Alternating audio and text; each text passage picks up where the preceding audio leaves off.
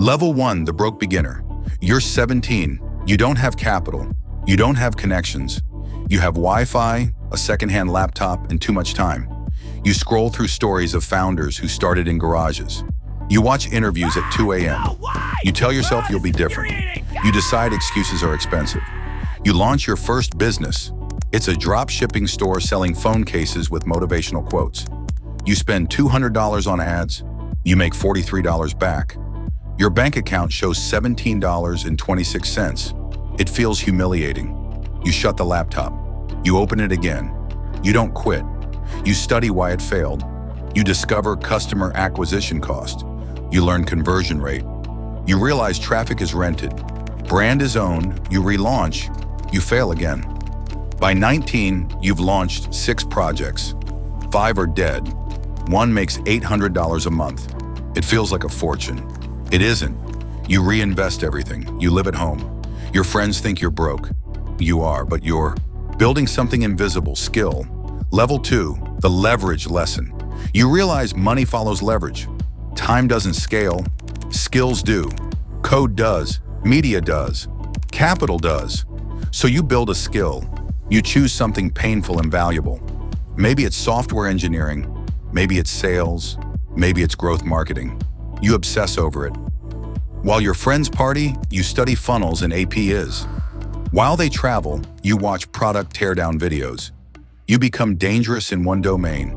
You get a job at a startup, $48,000 a year. You feel underpaid, but you're not there for salary. You're there for proximity.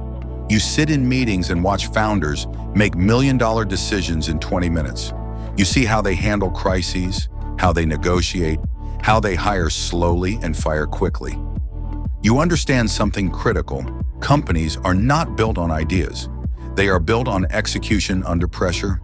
At 23, you launch again, this time a SaaS tool solving a small but real problem. You build it nights and weekends. You cold email prospects. You get ignored 92 times. On the 93rd email, someone replies. You get your first paying customer, $29 per month. You screenshot it. You stare at it for 5 minutes. It's proof. Revenue climbs to $2,000 a month, then $5,000. Then churn hits. Customers leave.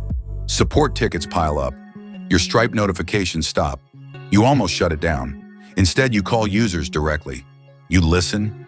You rebuild the product. Revenue stabilizes at $12,000 a month, then $18,000, then $25,000. You quit your job. You are terrified. Level 3, the first real win. You're 26. Your product grows to $80,000 a month in recurring revenue. You hire your first employee. You feel powerful. Then payroll hits. Taxes hit. Server costs spike. Growth slows. A competitor raises $15 million. They copy your features. They outspend you on ads. You panic. You consider selling cheap. Instead, you narrow your niche. You specialize. You become essential to one specific industry. Revenue climbs again. At 28, you sell 60% of your company at a $12 million valuation. Your share nets you $4.8 million before taxes. You stare at the wire transfer. It feels unreal. You're officially rich. You are not a billionaire. Level 4, the illusion of arrival. You upgrade your life carefully at first, then less carefully. You buy a house, you buy a car, you invest in startups because you think you're smart. 3 fail, 1 goes nowhere. 1 explodes. Your $250,000 angel check becomes $9 million on paper. You start thinking bigger. You study people worth $10 billion. They don't build small companies, they build infrastructure, platforms, ecosystems. You realize your last win was practice. Level 5, the scale leap. You're 30, you start again. This time you don't build convenience. You build necessity. Maybe it's AI infrastructure. Maybe it's renewable energy storage. Maybe it's global logistics. Automation. It solves a massive, painful problem. You raise $20 million in venture capital. Now you answer to a board. Growth is brutal. You burn $1 million a month. Investors demand updates. Engineers quit under pressure. Your co-founder leaves after a fight. The press writes that you're overhyped. Twitter calls you a fraud, you keep going. Year 1, $8 million revenue. Year 2, $22 million. Year 3, $50 million. Year 4, $180 million. Year 5, profitable. Your company is valued at $900 million in a private round. You're close, not there. Level 6, the public gamble. You're 36. Bankers approach you. IPO. You hesitate. Public markets mean scrutiny, quarterly pressure, activist investors. You do it anyway. Opening day valuation, $2.4 billion. You own 38%. On paper, you're worth over $900 million. The stock drops 40% in 6 months. Analysts downgrade you, headlines mock you. You're back under billionaire status. You don't sell, you cut waste. You renegotiate contracts, you acquire a competitor during a downturn. 2 years later, revenue doubles. Margins expand, the stock rebounds. Market cap crosses $5 billion. You now own 32%. You are officially a billionaire. Level 7, the weight of scale. It doesn't feel like fireworks, it feels like responsibility. Your net worth fluctuates $200 million in a week. Money becomes abstract. Governments want meetings. Regulators open investigations. Journalists dig into your past. You manage 12,000 employees. If you fail, thousands lose jobs. You sleep less than before. Level 8, the crash. Markets turn. A global recession hits.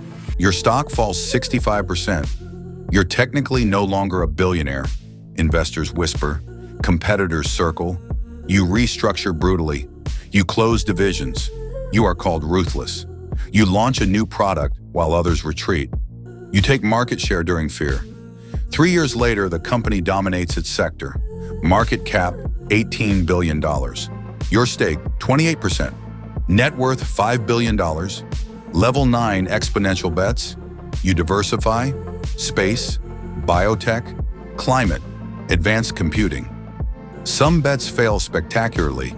Billions disappear in write-downs. One succeeds beyond expectation. It becomes a platform company. Its valuation crosses $200 billion. You own 8%. Your personal net worth crosses $12 billion. You are now playing at a different level. Level 10, succession. You step back as CEO at 52. You become chairman. The company runs without you. That's the real test. Your wealth compounds through ownership, not effort. Through equity, not salary. You started with Wi-Fi and $17 in your account. You built skill, then leverage, then capital, then systems, then scale.